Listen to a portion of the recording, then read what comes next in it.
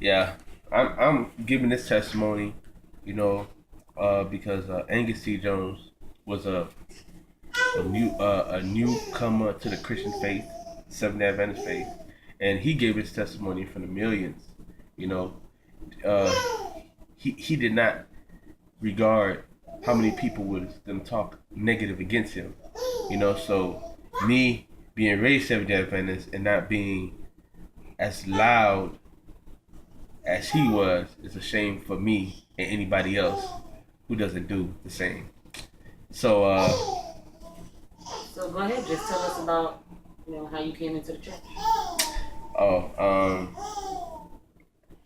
I came to the church. Well, I was born Seventh Day Adventist, as many people who know me. Went to a Seventh Day Adventist school, you know, and my mom, she was Seventh Day Adventist, of course, and she she was fortunate enough to pay for me to have the Christian education that I have, and fortunately, I wasn't catching a lot of things in the school, so they told her that that she was wasting money on me and stuff like that. So I had to go to public school. You know, so basically going to the public school, it was a different environment. Different people, different environment, different culture. Uh, People speak differently, act differently. In public school, it's not a lot of Christians. So spiritual things are spiritual discerned. Of course, then you start wanting to be like them. Wanting to talk like them. You start liking the environment. And I kind of liked it the way I kind of like the way it looked. I kind of like the people that was around. You know, So what kind of effect did it have on you going from a private school to a public school where you're seeing all these new things? uh, you know, my dad wasn't in my life like that, so he was in and out. So with that and being in public school, um, it had a tremendous effect because being around drugs, being around guys that just like to fight, want to prove themselves and things like that. I had to face those kind of things. I didn't have a dad to really show me or help me to grow into a man that I was supposed to be. So I had to look at them and to really see how a man was supposed to be. So negatively, it had a lot of effect on me. Seeing things I was not supposed to see. You know, or pornography. Drugs. So basically, that's the kind of things that was around. My mom, being a single mom, really couldn't really do too much. She would buy me church clothes to go to school. I meant to go to church, but I was not in church for real. You know, my body was there, but my mind wasn't. So how did you get from that point to where you are now, from being somebody whose body was in church but mind was somewhere else? How did you get your mind to join your body? Well, basically, going from middle school to high school, uh, it was a lot of things because from high school you join a local crew and you're doing a bunch of stuff, having fun, you know, um, just living your life as a zombie, just just wherever the wind takes you, you go. You know, basically that's the way it was for me, and until it got serious, because we would fight. We never knew that we knew, but fighting would lead to gunplay. Friends dying, getting shot.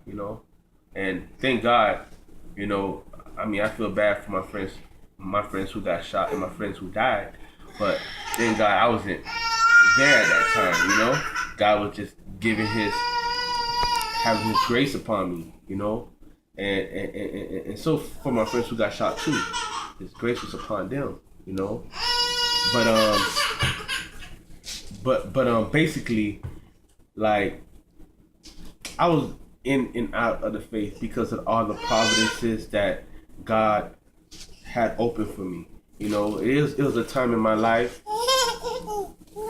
like it was a time in my life where I would just give my life to Christ. I wouldn't listen to no hip hop music, no smoking. I would not let nobody come into come in my car who was smoking or listen to any kind of music. Like I promised, like I was just living the word without even being prompted by anybody. Like the Holy Spirit was in my life. God was talking to me. And then as soon as you just let a little bit in and you compromise, and then out of nowhere, it's like I never could get that back. So it was like just going in and out of church. It was a war. The devil wanted me, and God wanted me, and I was just in and out, in and out, in and out. So, yeah. So how did you find your way to stay in? What was it? If there was like an event that you could recall, or I don't know, the pivotal moment in your life that made you stay in. Well, it was a time, where I was out in the world again, and just it was like never before in my life. The devil was really right in my back. Doing all kind of stuff. Really, I feel ashamed to even tell you what all the stuff I was doing. Stuff I know I probably face a lot of time for. But the thing is that I did something with a couple of people, but the thing is that I never got the situation was just crazy. Yeah. So anyway, I got incarcerated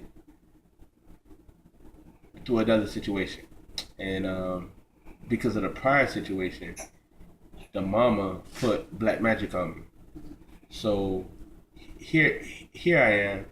I'm locked up, and while I'm locked up, before I found out, the mama put the black magic on me and all that stuff, I'm out here just, getting into trouble in jail and stuff like that. And then, I finally, because I got in a fight with correctional officers, they put me in maximum security cell, and then I just gave up. I was like, God, just take my life. I'm just tired of just tired of just letting the devil win. I give up to take it all. And then from there, from there, that's when I was just facing the tribulations of almost dying in my sleep so many times, and I see this person that who has entitled their life to take mine because of something that happened out there in the streets. And so I gave my heart to him, knowing that he is greater than them that hold the spells and the rituals, and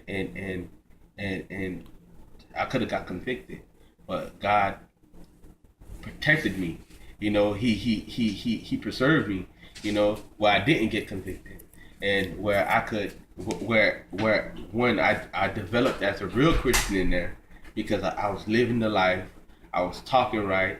I was around inmates that I promised was like almost like the 144,000, might be a little understatement, but they knew the word. They was in Seventh-day Adventist, but they helped me get right on track. I never was right like that ever, and as soon as I came out, she was still attacking me, and my mom was praying, and then for some reason her house burned down. I don't know what happened, but God is greater than the enemy, So basically, I just knew that God was with me, and I just kept praying. It's a struggle. It's still a struggle, But I just made the decision that I would rather die in Jesus' feet than die without Him at all. Amen. If there's anything that you might want to say to somebody who was in the position that you found yourself in, if you could think back and say, if somebody would have said this to me, it might have had an impact. What do you think that might be? That's kind of hard, because I don't think anybody could have said anything, because, the main thing, if you want to do what you want to do, you're going to do whatever you want to do. But the thing I can say, if it can make a change to the inspiration of the Holy Spirit, is that, that what would a man profit to gain the whole world but yet lose his own soul? We follow man, but yet man turns to dust, and that it's really no gain following man. It's really no gain trying to get the things of man. It ain't gonna last. And I know that the things of God are eternal, and God has brought me this far. But yet it's been hard. It's still a hard walk, you know. But it's like, you know, I know God has more things aligned for me and for His followers and for those people that come to Him. So I know that, you know, what would a man gain or profit to gain the whole world but yet lose his soul? You know, so search for the spiritual things, because the things that are out there that are temporal don't last long. You know, you sow, what you reap what you sow. You know, and it is very true. So, you know, and that's what I like to, you know, let y'all know. Thank you.